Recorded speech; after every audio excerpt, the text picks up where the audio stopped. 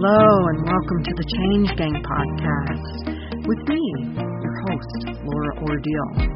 I'm here to help you hold on to your sanity and your soul as you move through big change. I'm here to guide you from frustration to flow in your life, bridging the practical and the woo, just for you. Let's go. Welcome to the week, Change Gang. I have the amazing Sarah-Jane LeBlanc back with me, and I'm so excited. She's a pet whisperer, and I had a lovely conversation with her previously all about her story and how it came to be for her to do the work that she's doing. She's an amazing teacher, and she teaches all about the connection to animals. And if you have not yet, go to the comments or go to the show notes, but at the end of the conversation, we'll also give you information on how to go join her group, because it's an amazing group. It's a safe space. It's one that is full of so much information, and you'll be grateful that you did. So thanks for being here today again, Sarah-Jane. I appreciate it. You're welcome. Glad to be back. Yeah, and I want to dive in this time. We've just barely tapped into a little bit of some of the conversation around the teaching that you do. But you're a teacher at heart. You were a teacher before you actually came to be an animal communicator and then decided to teach in the animal communication realm. So I want to dig into that a little bit. What made you decide to not just be an animal communicator, but be the teacher? Is it that teaching heart that you have, or was there something else that kind of came in? Do you know, I've never been asked that question before, but you've actually already answered it for me. And when you said, you've always been a teacher at heart, you were a teacher before, and that is what it is, Laura. That's what it is. Through all of my working life, and even when I was a teenager, so I would be quite young. I think I was about 14 or 15. I wouldn't be any older than 15. And I ran my first girls group when I was 15 years old. Yeah. They were small girls. I think they were all about age 9, 10. But I ran my first girls group when I was about 14 or 15 years of age. So my passion, and certainly when I worked in education, although I did work in school and teach, but my passion was about creating transformation. So that was where I specialised. And I would work with pupils that were not on track to finish school. I'd work with whole communities where there was lots of disadvantage. And my passion was really about creating change and transformation for people. And it started off with young people, because I started off working with young people in school. Then it moved into youth work environments. Then it moved into whole communities. So my whole life has been around supporting change and transformation so that people can live their best lives. That's really what drives me. So when I discovered animal communication and the leap from being an animal communicator to becoming a teacher, that would have been driven by that same desire to support people in learning how to do this so that they could create transformations for animals and for themselves and also for the families of the animals and the guardians of the animals. So the teacher at heart bit, that really struck me when you said that. Yes. And that's what it is, teacher at heart. That's what you are, teacher at heart. I think that's what I see. That's what I see in you. So I'm curious, when you started to teach, I know you have specific standards now in what you teach, how you teach, why you teach it the way you do. But in the learning process with other teachers and exploring that now, did you take some of the ways that you learned and brought that into your teaching? Or do you find that you really kind of thought, that's okay, but if we did it this way, it would be better, and really rounded it into how you found the best way to communicate? This is where it's really interesting, and it's a really good question, because when I first had that experience of a dog coming to talk to me, and I didn't know what the heck was going on, and I discovered there was such a thing as animal communication, I went down to England to a 2-day workshop, and that really was the start and finish of me learning animal communication from other people. So I very much have learned everything that I know about animal communication from the animals, with the exception of I attended a workshop by somebody that really taught me how not to teach. So that was really very powerful. And I'd left my family and I'd driven for 6 hours, and all the way home, I'm driving home and I'm like, seriously, you sent me there? Like, felt so guided.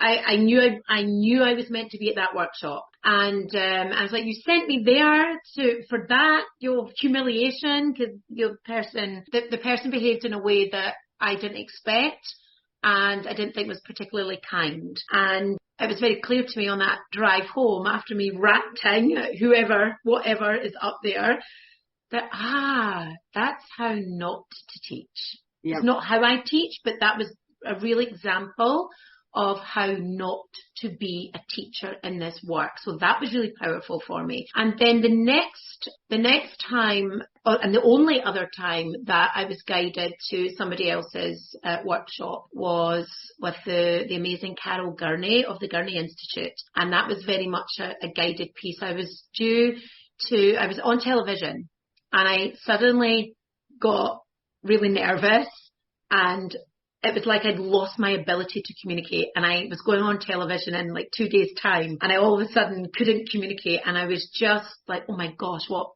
am I going to do? Like, how do I get over this? And a friend of mine sent me an email saying, I've got this lady, Carol Gurney, coming over from the States to the UK to deliver a workshop. Would you be kind enough to put it out into your community?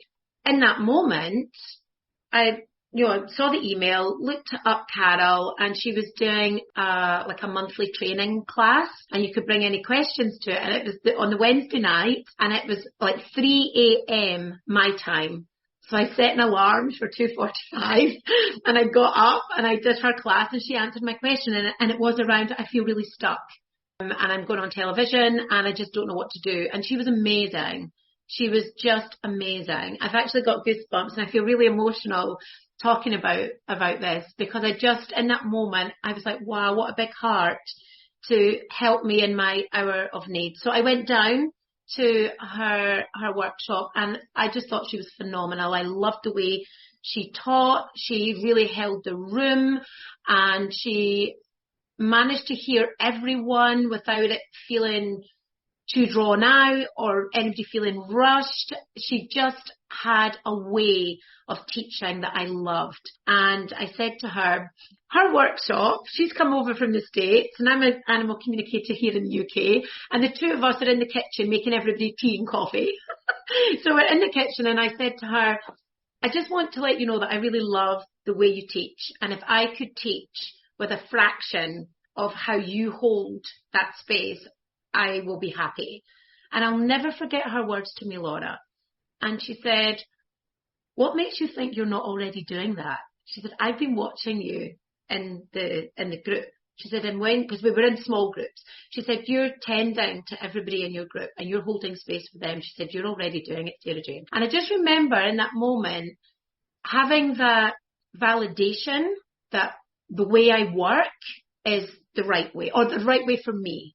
And that, in comparison with my only other animal communication workshop experience, which was how not to teach, it's like, this was the validation that this is how I meant to do it. So I absolutely took that away from that workshop. And Carol had a couple of pieces that she taught that really changed the way that I did my animal communication work as a one-to-one animal communicator. And that was really quite transformational for me in terms of up-leveling how I present my work, and just, giving it that more kind of professional edge. So this would be about, I don't know, maybe 15 years ago or something now. So that was all transformational for me back then 15 years ago. And so in terms of what I bring into teaching, I've got my own way, my own style.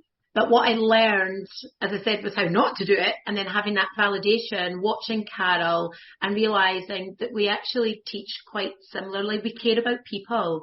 We care about people's transformation. That's the piece that I've taken and have carried through in all of the work that I do.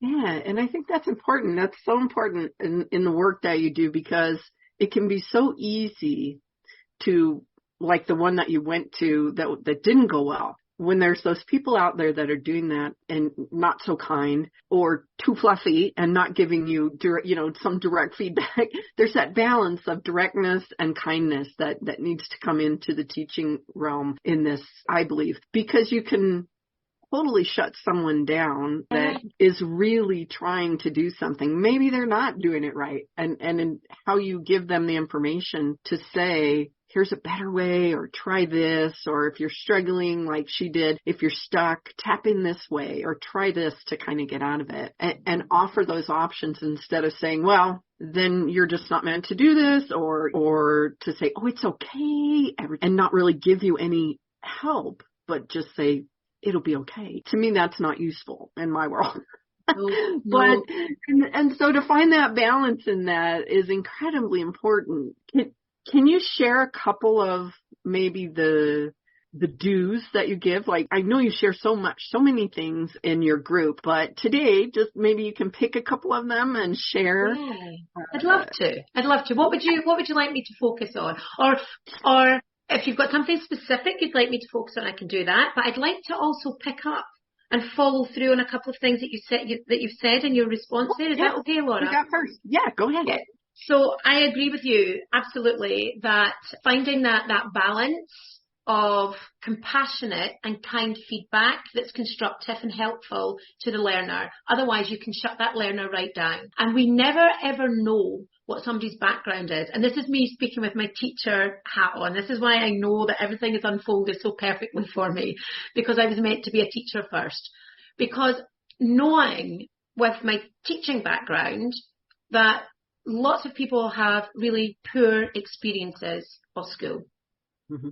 And so they already might be living an adult life where they believe that they are thick, stupid, not clever, can't learn, not any good at anything, won't ever be good at anything, not an achiever.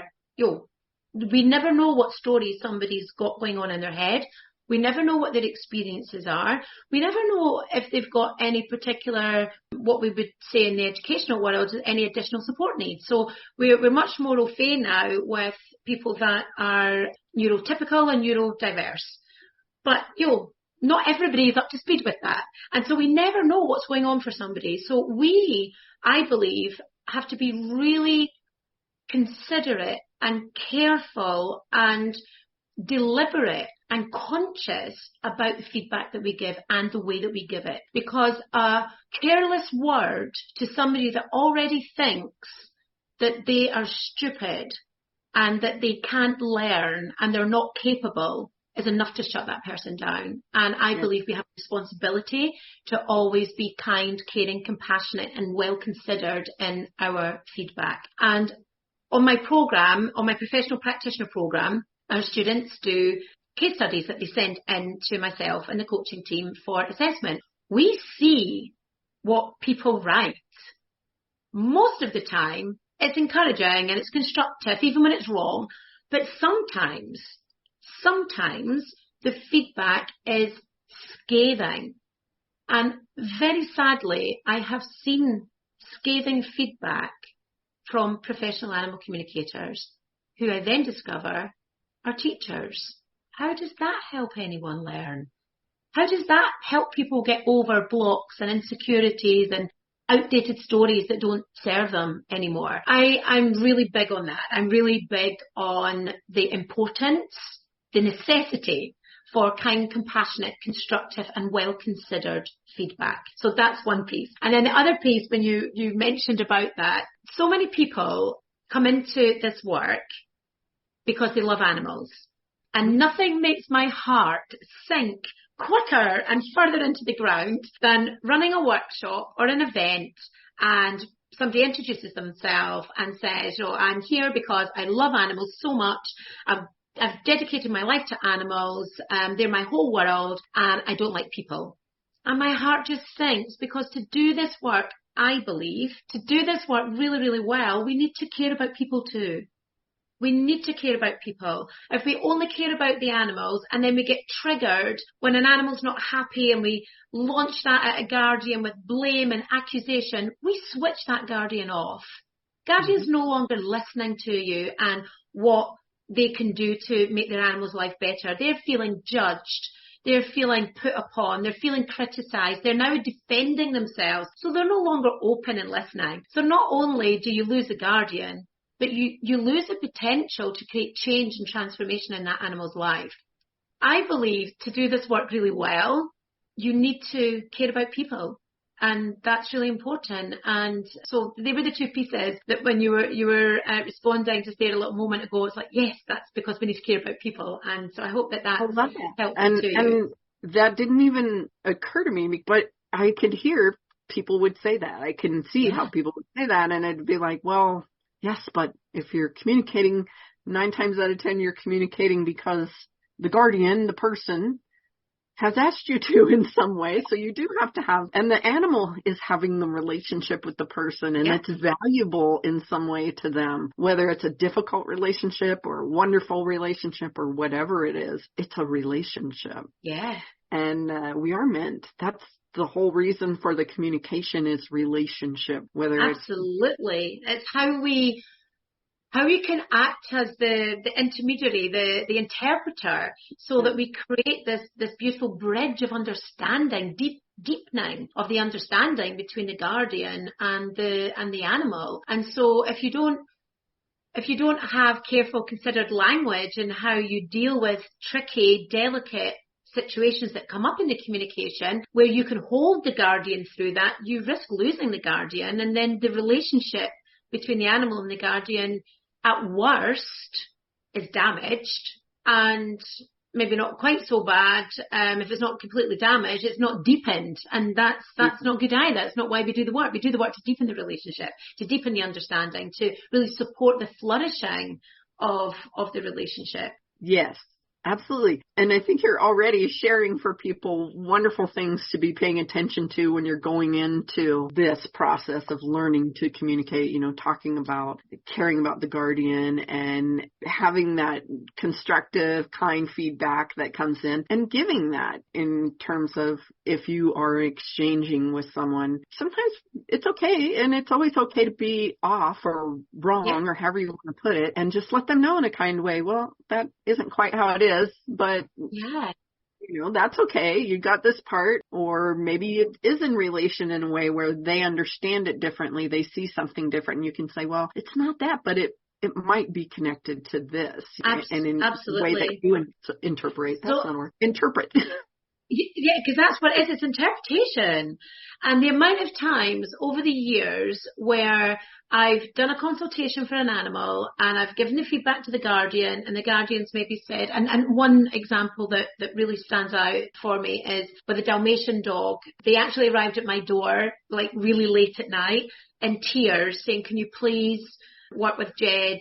We came home from work and he was at the bottom of the stairs, unable to move, and we've got to take him to the emergency vet hospital first thing in the morning. We're leaving at 6 a.m. So I communicated with Jed, and he showed me what had happened. He tripped and fallen down the stairs. He told me where his body was hurting, and I asked him if there was, I explained to him where he was going, and I asked him if there was anything that he wanted or needed for comfort, because he was going to be left in the hospital, or it was probably going to be left in the hospital overnight. So he asked for his red ball, and the family said he doesn't have a red ball. Now, here's the interesting thing. The dad was the skeptic.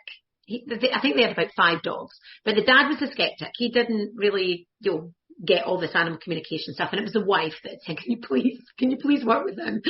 So they set off, or they were planning to set off, as I say, at 6 o'clock in the morning, and this red ball, he didn't have a red ball. And I said to them, it's a hard ball. It feels like really hard and solid, and it's got stitching on it. And they were just like, no. But here's what happened. The skeptic, the dad, he was up at, midnight, 1 o'clock in the morning, raking through the cupboard in the hall, through all the old dog things, just to see if there was a red ball. And he found a red cricket ball. You know how cricket balls are really heavy? And he had stopped Jed playing with that as a pup because he was really worried about his teeth.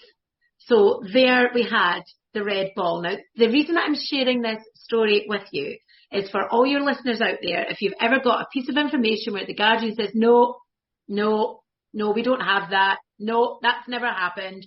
What happened here was his dad was just being human, and we forget things. It happens. And so the dog didn't forget, but the dad forgot. But what I really love about this story is that even though he was a skeptic, he was the one in the hall cupboard at 1 a.m. tearing through everything just to see, just in case there was a red ball, and there he found the red ball. So they were able to put that in the bed with Jed when Jed was taken off to the hospital. Now, just to finish that story off, Jed was fine, and he came back home, and everything was okay. But it was a scary moment for him. But this is where, when you get a no in your feedback, just before you go to, oh my goodness, I knew I was rubbish and I would never be able to do that, because that's where the mind will take you. Before you go there, or if you're going there, catch yourself and say, remember what Sarah-Jane said. People forget things.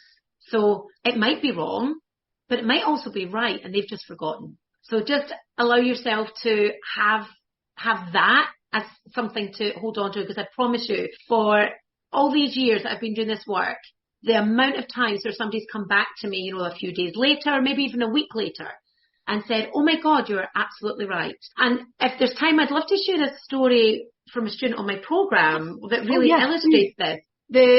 The student was communicating with a woman's cat, and she said that the cat loved fish.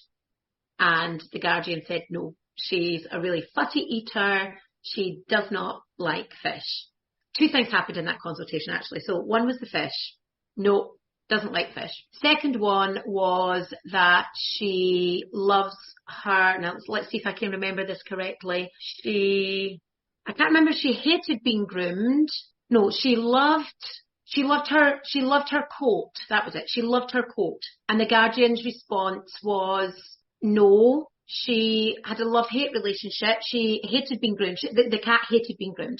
She would put up the most terrible of fights. So I can't remember exactly what it was now that the student says, so it's maybe not translating as well as I would like it to. But the long and short of it was, whatever it was that the student had said about the grooming experience, about her liking being groomed and liking her coat, the guardian was like absolutely, ferociously, no. She hates being groomed. She hisses, she scratches.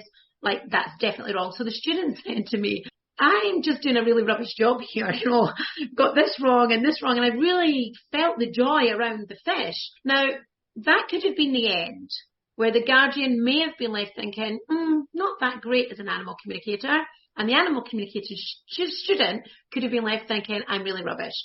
But what we had there was what I call your perfect, ideal guardian. And she went away and really thought about these things that were, not resonating for her. And she talked to her mum about them. And she said to her mum, the student got quite a lot of stuff right that was really spot on, but then she got the fish and she doesn't like fish. And I felt really bad telling her that it was wrong, but we know how fussy Karma is with her food. And her mum, who I think was in her 80s, her mum just looked down very sheepishly and said, when I look after the cats on a Friday, I always give Karma fish from the chip shop and she loves it. So there you go. So the guardian didn't even know that her mum fed her cat fish from the chip shop. So the guardian didn't even know that, but the information was correct. So that's another thing for people to be thinking about. Just because the guardian says no, they don't always know. They don't know everything. So that was one piece. But coming back to the grooming, this was the really powerful bit in that consultation, because the student was perplexed about the grooming and the guardian was like, no, she hates being groomed. So I suggested that the student go back and reconnect with Karma and ask her a little bit more around the grooming and the coat. So the student did that. And I'm nearly crying, actually.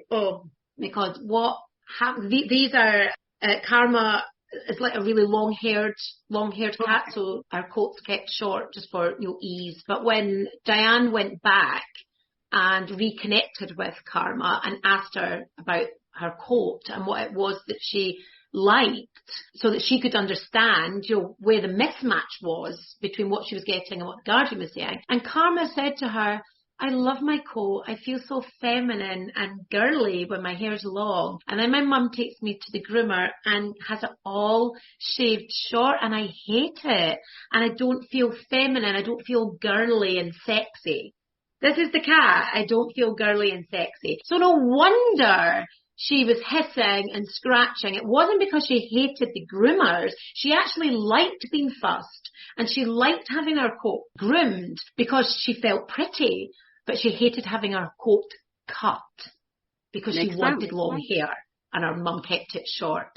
So that actually changed how her mum dealt with her coat. And now we have a long-haired cat who's a happy cat and goes happily to the groomers with no scratching, biting or hissing. So there's, a few examples of where on the surface the information looked like it was wrong, didn't resonate for the guardian at all, but actually was spot on correct. So these kind of experiences, Laura, will be happening for people all of the time, where they might be more correct than they think they are.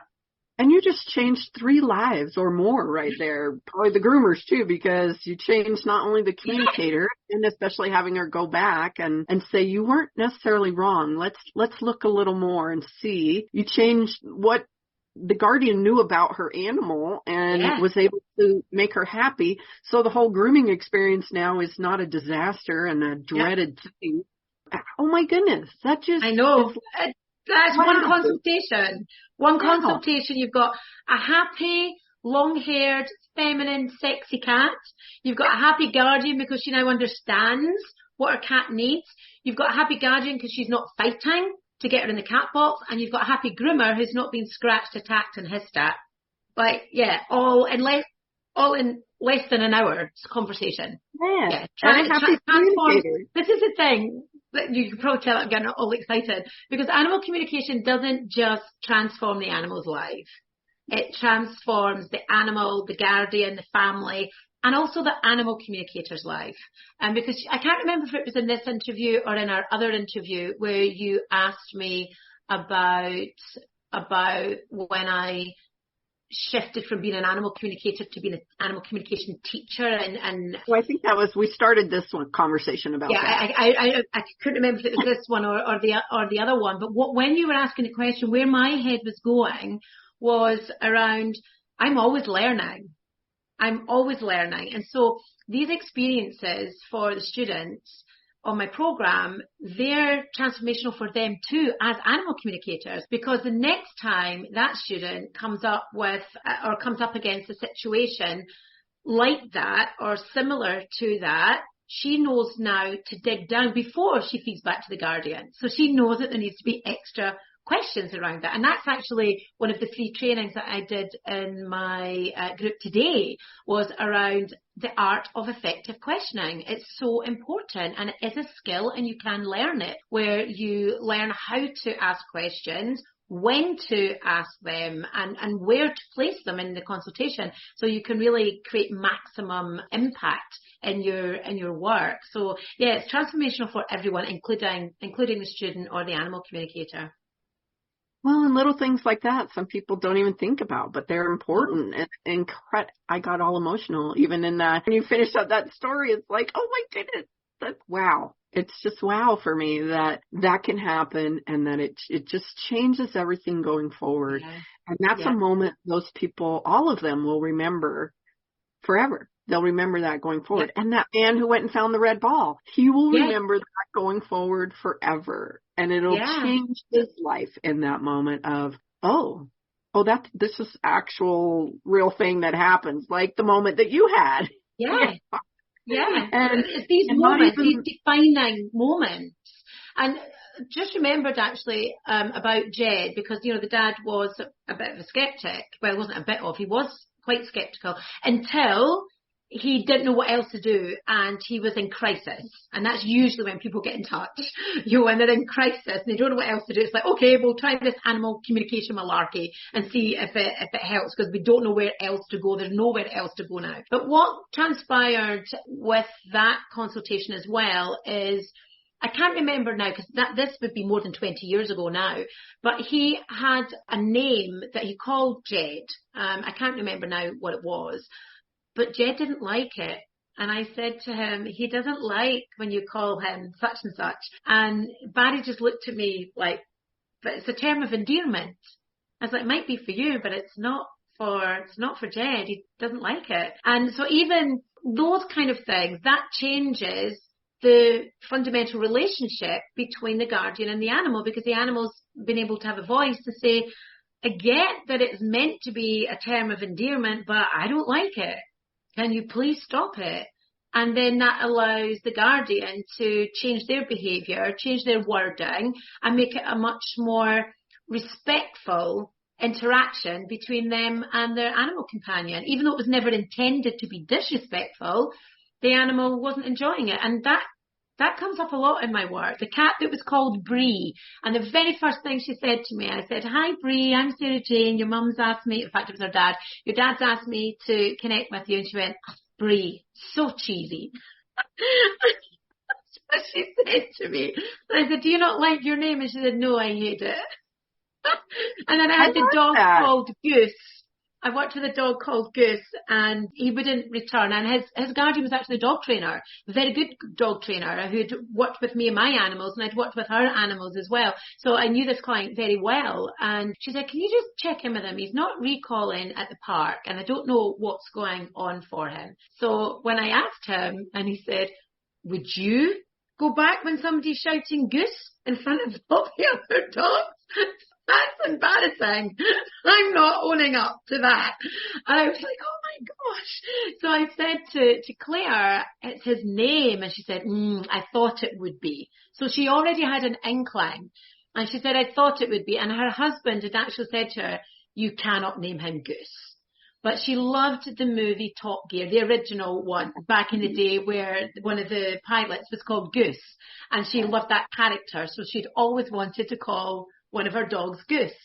But the dog was like, no, not answering to that in front of anybody else. So these are really beautiful ways that we can transform relationships, by giving animals voice. Transform relationships, transform lives, and just get to know how our animals work, in that way, the way their minds work and what they respond to and what they don't respond to. Yes, because they're in the world and they're having all those thoughts and all that communication going on as well. And so why not understand them a little bit better and have that communication open up so that you do have a better relationship, that you do have the exchange that makes both lives so much better. I love that. I'm so glad that you do what you do. And thank you for doing it. Thank you for the teaching that you do and all of the things that you do. You have a lot of free stuff that you do in your group, and I said I would be sure to mention the group before we were done today. So I'd love for you to talk about that. You also have it's an internship basically. It's a commitment to come and work with you in terms of that. So maybe you can share a little bit for a minute about both of those. Yeah, sure. And before I dive into that, if it's okay, I'd like to just touch on something that you said a little moment ago around the teaching and what I've taken and what I've used and something that has come up 3 times this week already for people that want to learn animal communication, and they've been learning with other people. They've done other people's courses or programs. And I've spoken to 3 different people this week already who believe that they cannot communicate with animals and won't be able to communicate with animals because in their current course of study or the course of study that they've just finished with a different provider, they've not been able to feel the feelings in their body when they were looking at a picture, and they haven't been able to feel. So the teachers told them that that they can't do body scanning because they're not feeling it. So that was one person's experience. Somebody else's experience was that their teacher had told them that they had to do the work a very specific way. Somebody else had really struggled to communicate with the teachings that they had on their program, so they thought they weren't able to do it. And I'm really, really clear, very upfront, and this is probably the thing I'm probably most vocal about in terms of taking a stance for teaching people to communicate with animals. just because your teacher does it one way and teaches it one way doesn't mean it's the only way. Right. And just because you don't feel when you look at a picture, that doesn't matter. So on my programs, I don't care whether you feel or don't feel when you look at a picture. I don't care whether you follow my structure or don't follow my structure. What I and my coaching team will absolutely encourage you to do, give you permission to do, and really be behind you doing is finding your unique way to do this work. So I don't expect anybody to be a carbon copy of Sarah-Jane or a carbon copy of any of the coaches on my team. You are your unique animal communicator self, and it's my job as a teacher to find your way to do this work. It's my job to help you discover how you best do this work. So I've got a student on my professional practitioner program. That's the commitment program. If you want to be a professional practitioner, I don't do a 6-week program to be a professional because you can't do it in 6 weeks. I take a year. If you're already communicating and you're already confident, or you've trained somewhere else, you know you can connect, you know you can communicate, and you've got a confidence level of around 7 out of 10, then you can do my fast track program because you don't need to learn the basics. But you're either coming in with the basics learned somewhere else, or you're learning the basics with me. And what we've just done recently with one of our students, we've actually binned all of, not the strategies work, they're time tested and proven, and this is where I bring all my people skills to really create strategies and approaches that really help us understand animals. That's all my people work, my coaching, my therapist training. I translated all of that into animal communication language so that you can use them with the animals. But we've got an example just now with a student where looking at checklists really interrupts their flow. And we've never come across this before. But just the way that student's brain works, it's like that's disruptive. So we're looking, right, okay, let's not assume the student is broken. Let's assume that the program as it stands doesn't work for this student. So we've been revamping how to do that for students where their flow is interrupted. And I feel really passionately and strongly about this, Laura. So for anybody that's listening, if you've done a program somewhere else and it hasn't worked for you and the teacher said that you have to do it a certain way and that way doesn't work for you, please know that you're not broken. Just the system that you were learning in wasn't the right system for you. And I also believe that every teacher out there is doing their best. You know, of course, there's always the odd charlatan in any area of work, of course. But intrinsically, I believe that everybody that's out there as a teacher is doing their best, but we all have limitations. My program's evolved over 20 years. So, you know, this was not the version 10 years ago or 15 years ago. And so I think it's kind and compassionate, and also the truth that most of us that are doing this work, we do it because we want to make a difference, and we do it with a big heart, and we do it because we want to help people, and therefore we are doing the best that we can.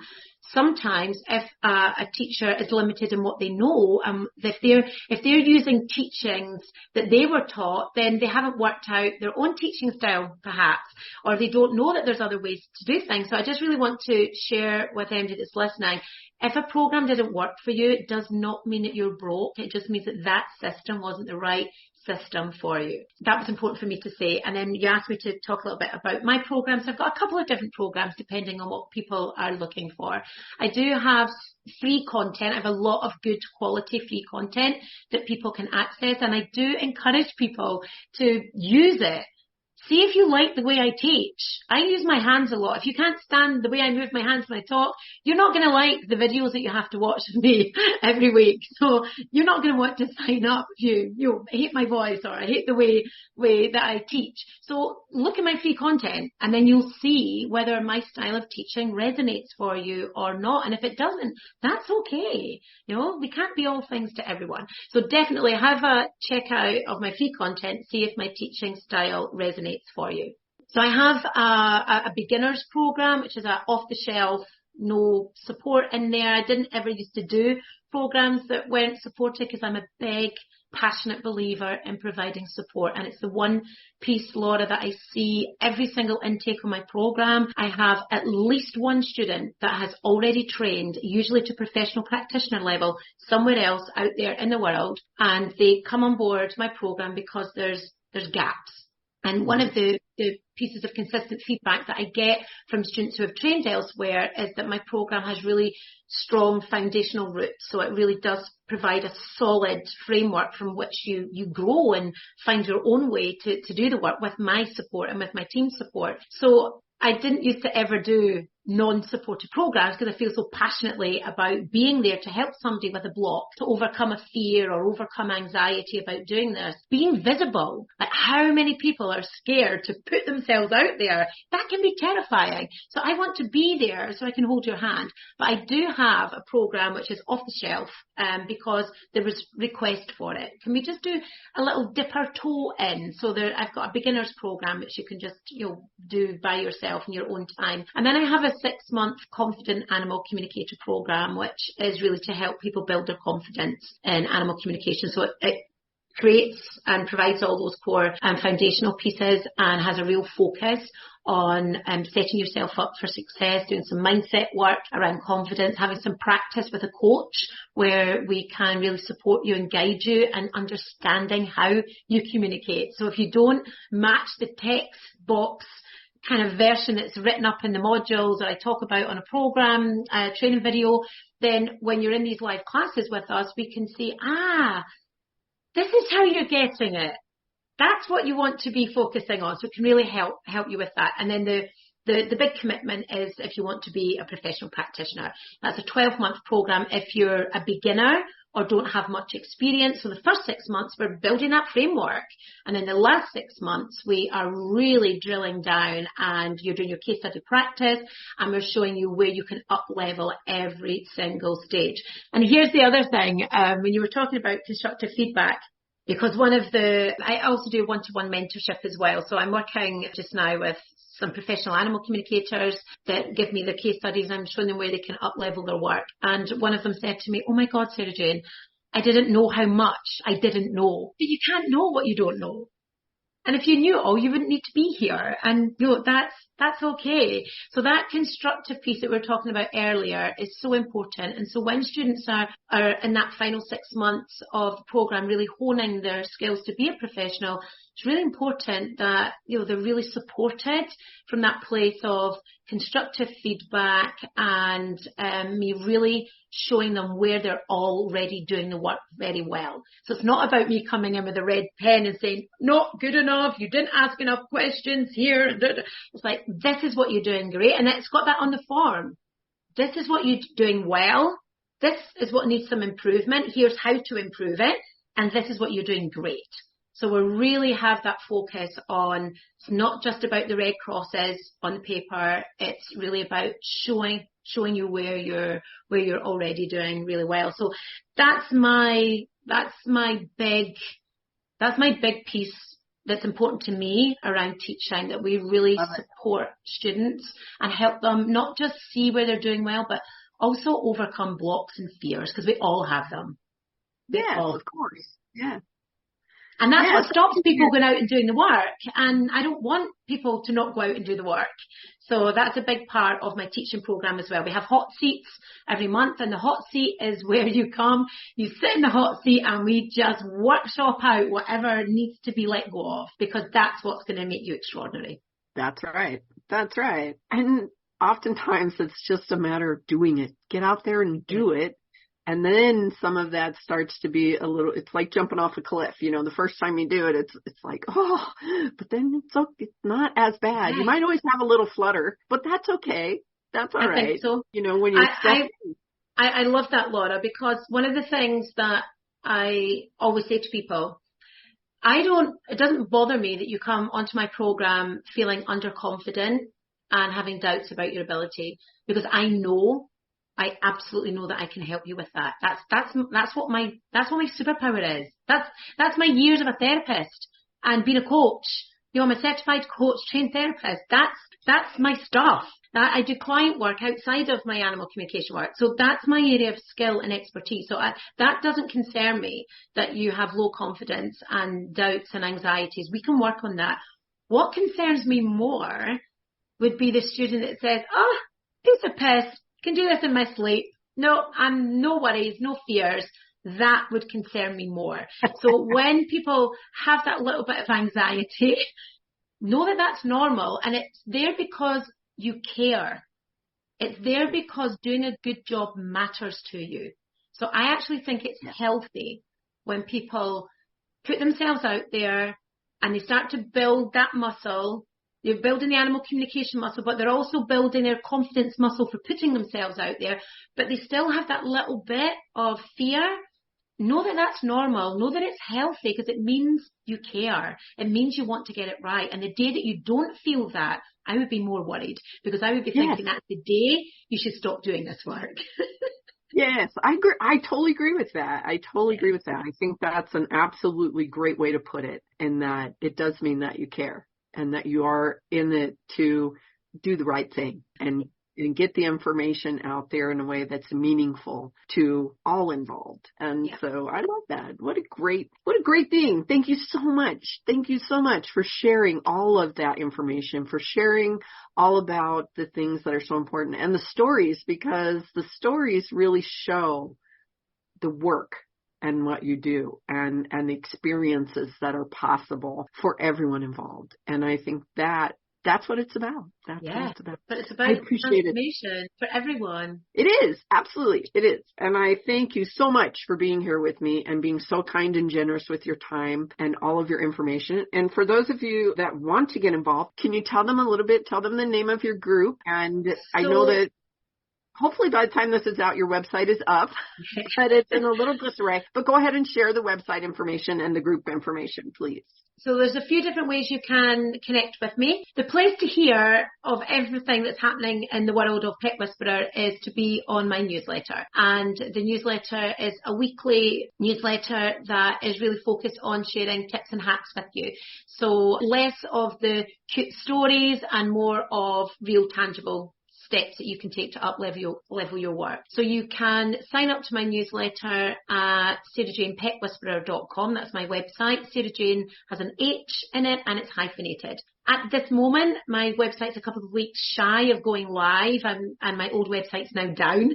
If you want to sign up and you can't access the website, you can email me on the same address, info@sarahjanepetwhisperer.com. The next place that you can connect with me is in my Facebook group. So if you're on Facebook, I have a group called Animal Communication Practice Group. And there's a picture of me with a sheep on the front. That's how you'll know that it's my group. And it's a great place to come where you can not only practice in a safe and held environment, but I provide weekly free training in there. So if you really want to take full advantage of all my free teachings, that is the place to be. And then thirdly, you can, if you're not on Facebook, you can still access my free weekly trainings on YouTube, which my channel is called Pet Whisperer 1. Wonderful. The best places to get me. Thank you so much. Thank you so much for sharing those. Welcome. And to encourage people enough to go connect in those areas and have some fun with it. And if nothing else, just watch for a while and see what you think and enjoy the process, and be involved in it to see how it works and how amazing it is. So thank you so much for being here, Sarah-Jane. I truly appreciate it. All right, Change Gang, I hope you go off and have a wonderful week ahead and that you meet me right here, same time next week. Have a great one. I hope today's episode was interesting to you in some way and fun. If so, hey, find someone to share it with. Maybe they need to hear it too, or maybe they'll just enjoy it. If you'd like, go ahead and grab my tips on supercharging your success. It includes a free short meditation to do just that. You can find that at bit.ly/superchargeyoursuccess. Until next time, happy day.